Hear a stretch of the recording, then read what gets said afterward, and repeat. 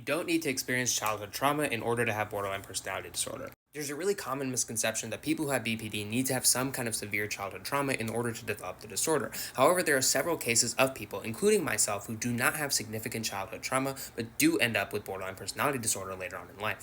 The reason for this is the way that borderline personality disorder forms. It typically forms with some kind of a genetic predisposition to having the disorder, so you'll typically be more sensitive, you'll be a little bit more emotional, so on and so forth. And then you'll have to be in an invalidating childhood environment. And what this means is that you'll be surrounded by people who tell you that you're exaggerating, what you're feeling isn't real, so on and so forth. And this is very common when you have borderline personality disorder and you're surrounded by people who may not necessarily understand what is going on with you, especially if you don't get diagnosed very early on in maybe your late adolescence or your early 20s. This is often what can also separate CPTSD from borderline personality disorder, as these disorders have a lot of overlap, but because of the fact that there's no trauma required for BPD, but there is some kind of a traumatic recurring event required for CPTSD that can differentiate